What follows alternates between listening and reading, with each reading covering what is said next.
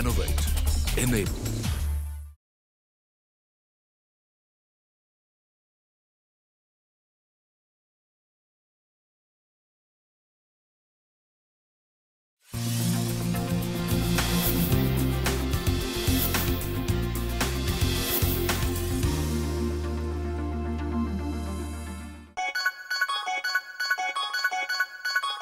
पुणे एक ऐतिहासिक शहर, महाराष्ट्राची सांस्कृतिक राजधानी.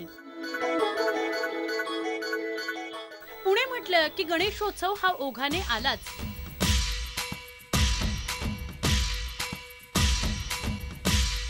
आणि याच गणेशोत्सवाबरोबर पहिलं नाव येतं ते दगडूशेठ हलवाई गणपतीचं.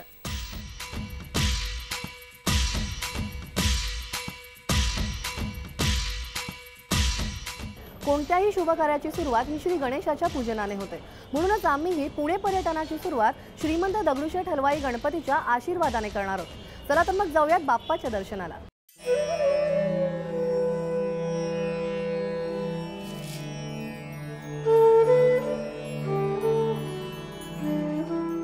श्रीमंत दगडूशेठ हलवाई हे पुण्यातील एक सुप्रसिद्ध मिठाईचे व्यापारी होते. श्रीमंत आणि सत्यशील प्रस्थ. त्यांच्या मुलाचं प्लेगच्या साथीनं निधन झालं. त्यानंतर त्यांचे गुरु माधवनाथ महाराजांच्या आदेशानुसार दगडूशेठ हलवाई यांनी दत्त आणि श्री गणेशाची मूर्ती तयार करून घेतली. श्रीमंत दगडूशेठ हलवाई यांच्या मृत्यूनंतर स्थानिक आणि काही कार्यकर्त्यांनी ही परंपरा पुढे सुरूच ठेवली आणि ती आज तागायत सुरूच आहे.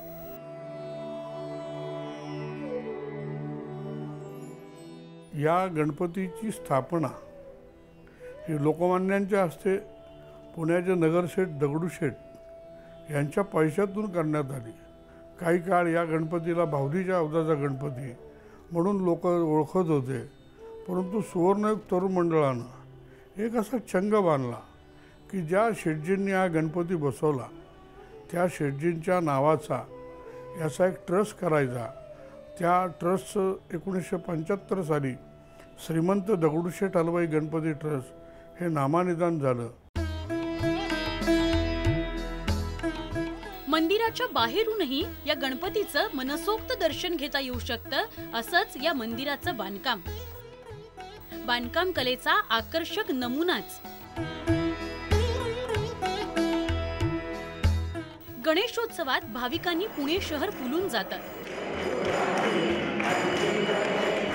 श्रीमंत दगडूशेठ हलवाई गणपतीचं दर्शन घेण्याकरता तर जगभरातून गणेश भक्त येत असतात.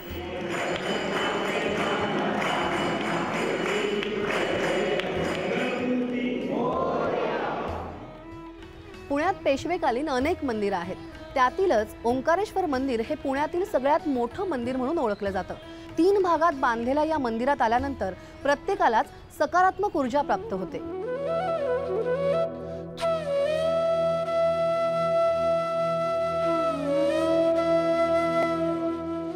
नक्षीकाम केलेले 9 कळस, महर्षी व्यासांचं शिल्प, हाताची घडी घातलेले आणि डोक्यावर पगडी असलेले दत्तगुरूंचं शिल्प, अंतर्गत प्रदक्षिणा मार्ग, अशी आगळी वेगळी वैशिष्ट्य असलेले पेशवेकालीन ओंकारेश्वर मंदिर. तब्बल 278 वर्ष पुरातन असलेलं हे मंदिर आहे.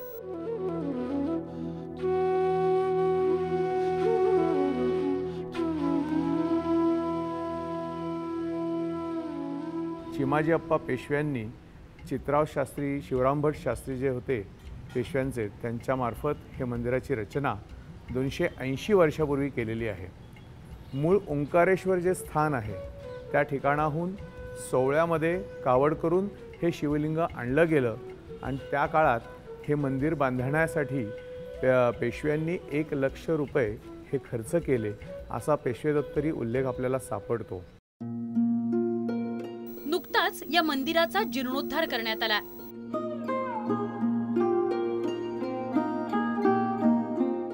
मंदिरात प्रवेश करताना नंदीचं दर्शन होतं.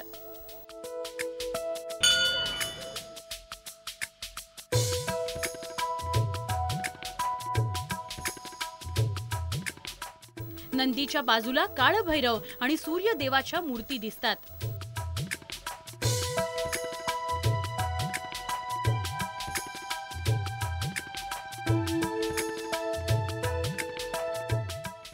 तर गाभाऱ्याच्या बाजूला असलेल्या विठ्ठल रखुमाईच्या मूर्तीचं दर्शन होताच आपले हात आपोआप जोडले जातात.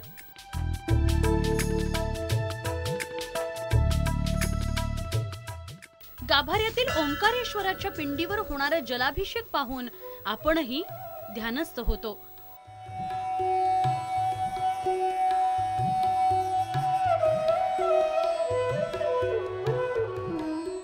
मुठा नदीच्या काठावर प्रशस्त आवार असलेल्या या ओंकारेश्वर मंदिरात भाविक येतात तेच मुळी ईश्वर चरणी लीन होण्याकरता, मानसिक शांती मिळवण्याकरता.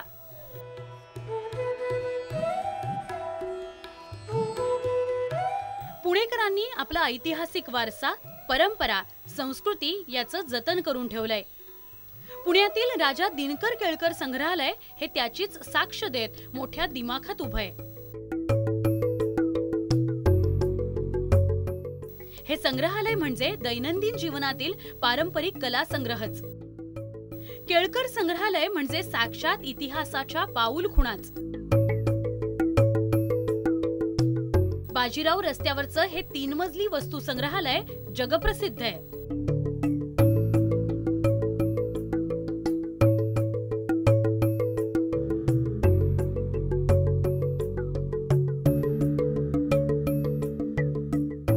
सकाळपासूनच इथे पर्यटकांची पावलं वळतात.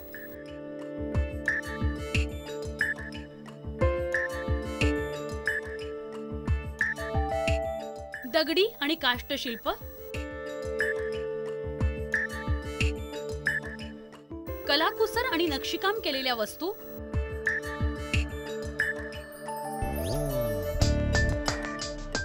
घरगुती वापराच्या वस्तूपासून ते अगदी पारंपरिक वाद्य, इथे सगळ्याचाच अनोखा मिलाफ पाहायला मिळतोय.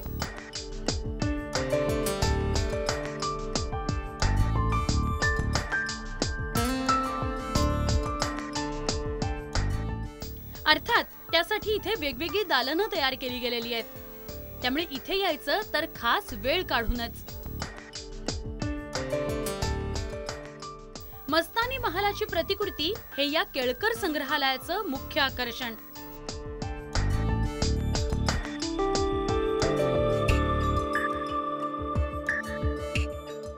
पहिल्या बाजीरावांची गाजलेली प्रेम कहाणी आणि त्यांची प्रेमिका मस्तानी.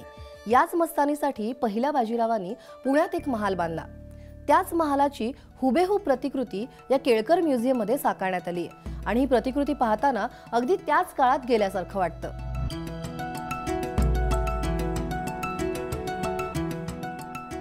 मस्तानीच्या महालातील कलाकुसर केलेलं लाकडी छत, लाकडी खांब अशा वस्तूंचा वापर या प्रतिकृतीसाठी करण्यात आलाय.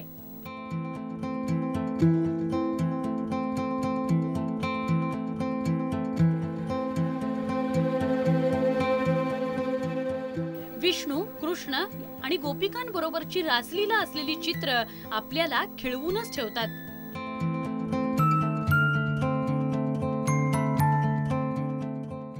पुण्यात येणारे परदेशी पर्यटक केळकर संग्रहालयाला हमखास भेट देतात. परदेशात स्थायिक असलेले काही भारतीयही इथे आम्हाला भेटले. आपल्या मुलांना भारतीय परंपरा आणि संस्कृतीचं ज्ञान व्हावं म्हणून ते इथे आवर्जून आले होते. त्यांच्या बोलण्यातूनही भारतीय संस्कृतीबद्दलची आपुलकी दिसून येत होती. मी कधी म्युझियम नाही आली पुण्यातला आणि माझ्या मुलांसाठी आमच्या हिस्टरीसाठी मी खूप इम्पॉर्टंट वाटतं आणि इथे येऊन सगळं इम्पॉर्टंट आर्टिफॅक्ट्स पाहिला आणि कपडे आणि ते रिलिजियस हिंदुइझमचा हिस्ट्री पाहिला आणि खूप मजा आली आणि सुंदर वाटतं.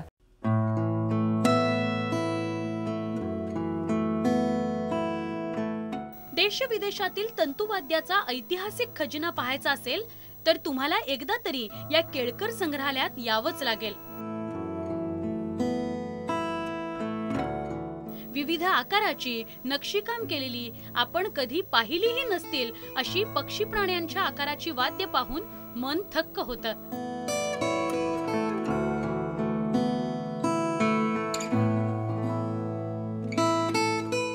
बालगंधर्वांचा तंबोरा तर पाहतच राहावासा वाटतो.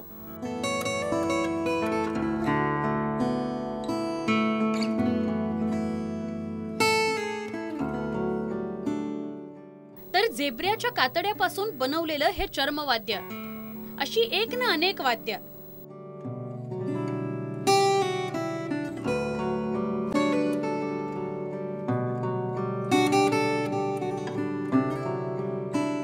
कपडे, दागदागिन्यांपासून दररोजच्या वापरातील अनेक वस्तू सुद्धा इथं पाहायला मिळतात.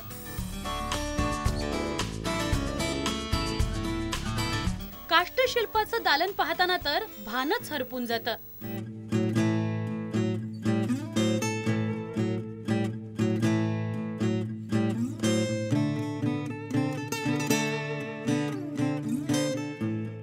अर्जुनाला गीतासार सांगणाऱ्या सारथी कृष्णाच्या प्रसंगावरील हस्तिदंत आणि चंदनाचा वापर केलेली मूर्ती, किंवा असो बुद्धिबळाचा पट.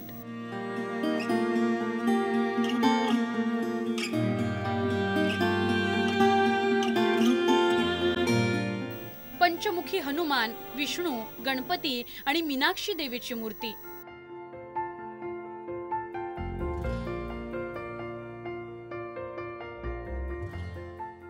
सोन्या चांदीचा मुलामा असलेले देव्हारे आणि कोरीवकाम केलेल्या लाकडी किंवा हस्तिदंताच्या खिडक्या आणि दरवाजे. भारतीय कलाकार आणि त्यांच्या कलेचा इतिहास यामुळे समोर येतो.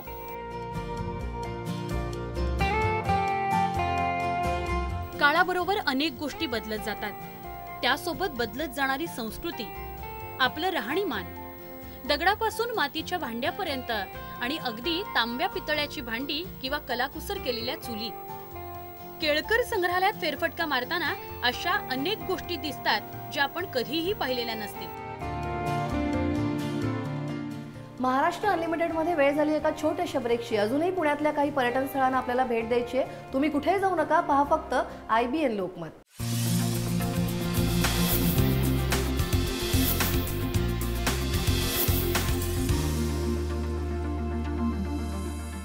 मराठ्यांच्या काळातील वास्तुकलेचा उत्कृष्ट नमुना म्हणजेच हा विश्रामबाग वाडा. पेशवेकालीन इतिहासाची साक्ष देत हा वाडा आजही दिमाखात उभा आहे. बाजीराव रघुनाथ म्हणजेच दुसरे बाजीराव यांनी हा वाडा बांधून घेतला आणि या वाड्यात ते 11 वर्ष राहिले. पुढे ब्रिटिशांनी याच वाड्यात संस्कृत कॉलेजची स्थापना केली.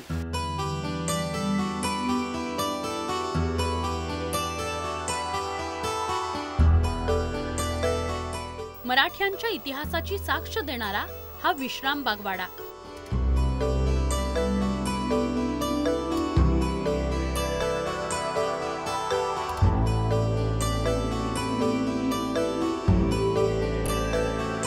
शहराच्या मध्यभागी गजबजलेल्या वस्तीमध्ये हा विश्रामबाग वाडा उभा आहे.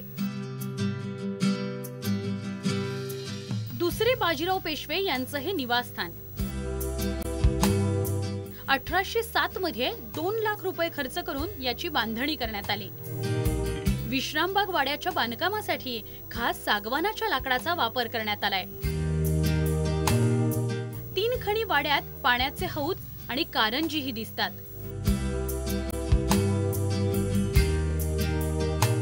पुणे शहराच्या ऐतिहासिक वास्तूंची माहिती लोकांपर्यंत पोहोचवण्याचं काम या वास्तूमधून होतंय. शनिवार वाड्याचा नकाशा इथं चित्ररूपानं दाखवला गेलाय.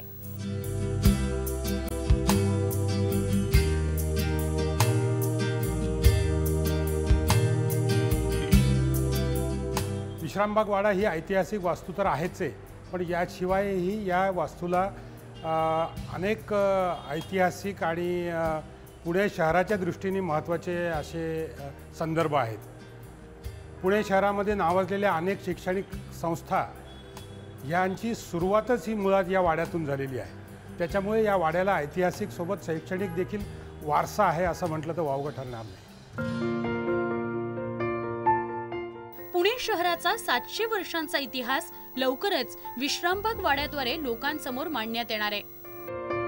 या ऐतिहासिक वास्तूमध्ये काळाच्या ओघामध्ये ब्रिटिश काळामध्ये पोलीस चौकी किंवा त्यानंतर महात्मा फुलेंचा सरकार, नगरपालिकेची कार्यालये अशी स्थित्यंतर होत गेली। परंतु सगळ्यात महत्त्वाची गोष्ट या ठिकाणी झाली असेल ते संस्कृतची पहिली पाठशाळा ब्रिटिशांनी या ठिकाणी चालू केली। त्याचप्रमाणे डेक्कन कॉलेजची स्थापनाही याच वाड्यामध्ये झाली। पुण्यात येणाऱ्या प्रत्येकानं एकदा तरी या विश्रामबाग वाड्यात फेरफटका मारायलाच हवा।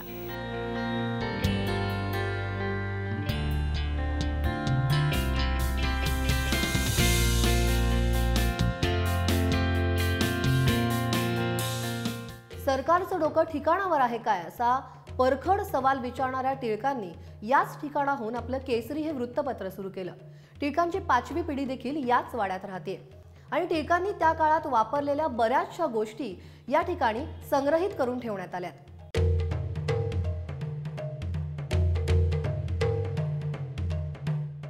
केसरीवाडा म्हणजे लोकमान्य बाळ गंगाधर टिळक यांचं निवासस्थान।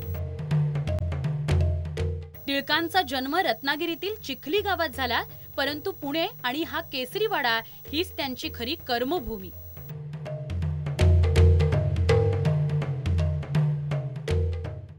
एकोणीसशे 4 साली लोकमान्याने गायकवाडांकडनं हा वाडा विकत घेतला राहिला। केसरीची प्रेस विकत घेऊन मग इथे घेऊन आले आणि त्यानंतर इकडे सगळं वास्तव्य हे लोकमान्यांचं पूर्ण राहिलं। म्हणजे अख्खा त्यांचा इतिहास पुढला जो सगळा बघितला तो सगळा या वास्तूतनं घडला।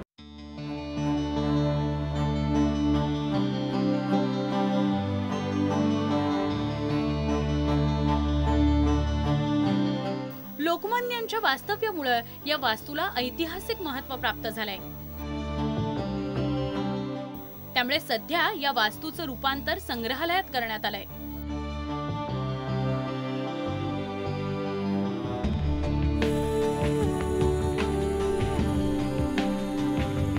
लोकमान्यांनी वापरलेल्या अनेक वस्तू इथं जपून ठेवण्यात आल्या आहेत।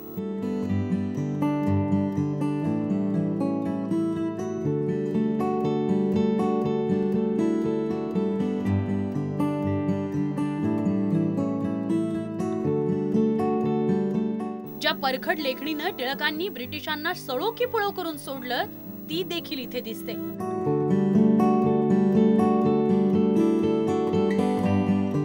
केसरी वर्तमानपत्राचे जुने अंक, त्यातील अग्रलेख याची कात्रणं खास फ्रेम करून ठेवण्यात आली आहेत।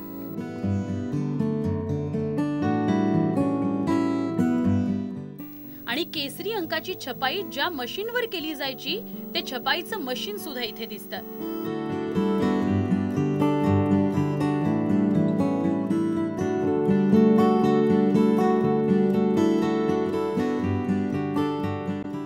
लोकमान्यांच्या संग्रहालयातील पुस्तकं, ग्रंथ तर इथे आहेतच, शिवाय मंडालेच्या तुरुंगात टिळकांनी गीतासार लिहिलं होतं तो प्रसंग जिवंत करण्यासाठी तुरुंगाची प्रतिकृती सुद्धा इथे उभारली गेली आहे।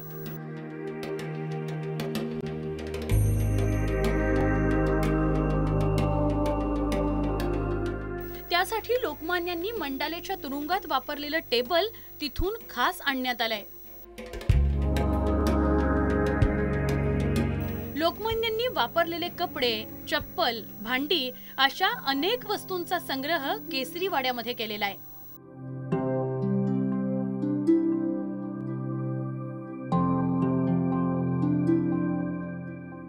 टिळकांनी हाताने लिहिलेली पत्र वाचताना तर अंगावर रोमांच उभं राहतं। या सगळ्या वस्तू आपल्याला प्रेरणा देतात।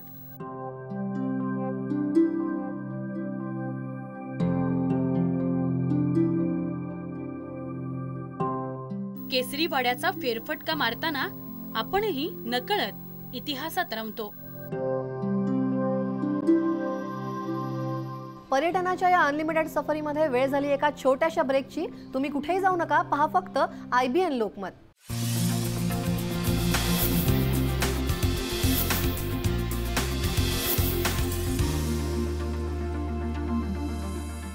सिमेंट कॉन्क्रीटच्या या जंगलात जर तुम्हाला निसर्गरम्य वातावरणाचा आनंद घ्यायचा असेल आणि जर वन्य प्राणी पाहायचे असतील तर मग कात्रजच्या राजीव गांधी प्राणी संग्रहालयाला भेट द्यायला नक्कीच विसरू नका। मीही आता चालली आहे आणि बघूया मला इथे कोणकोणत्या प्रकारचे प्राणी बघायला मिळतात।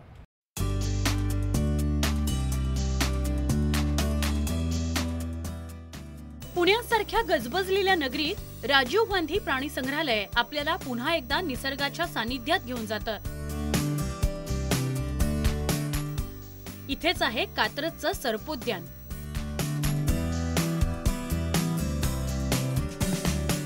बारा फुटी अजगर, घोणस आणि धामण पाहून अंगावर सरकन काटाच उभा राहतो.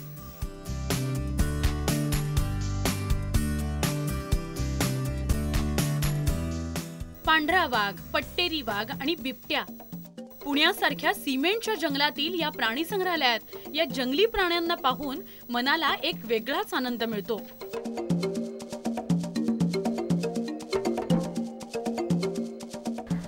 मार्च 1999 राजीव गांधी प्राणी संग्रहालयाची स्थापना झाली. सुमारे 130 एकर एवढ्या विस्तीर्ण भूभागावर हे राजीव गांधी प्राणी संग्रहालय विकसित करण्यात आलेलं आहे. आज मी 30 प्राणी संग्रहालयामध्ये 66 प्रजातीचे सुमारे 400 प्राणी या ठिकाणी आहेत. हे सर्व प्राणी पर्यटकांना त्या प्रत्येक प्रजातीला अनुरूप अशा नैसर्गिक अधिवास निर्माण करून प्रशस्त अशा खंदकामध्ये पर्यटकांना पाहण्यासाठी उपलब्ध करून दिलेलं आहे.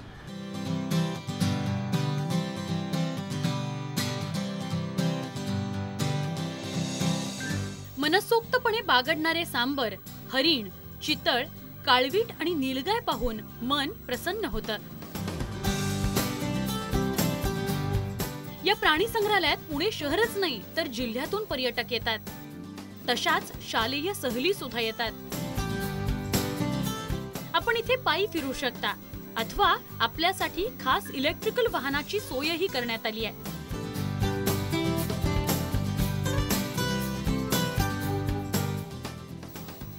सुंदर निसर्गरम्य वातावरण, टापटीपणा आणि इथल्या वन्यजीवांची घेतली जाणारी निगा यामुळे राजीव गांधी प्राणी संग्रहालयात येणाऱ्या पर्यटकांची संख्या दिवसेंदिवस वाढत चालली आहे. पुण्यात पेशवेकालीन वाडे पाहिले, मंदिरं पाहिली, पण सगळ्यात निसर्गरम्य आणि रोमांचकारी जो अनुभव होता तो म्हणजे प्राणी संग्रहालय. असेच रोमांचकारी अनुभव घेऊन आम्ही तुम्हाला पुन्हा भेटणार आहोत पुढच्या भागात. तोपर्यंत पहा फक्त IBN लोकमत.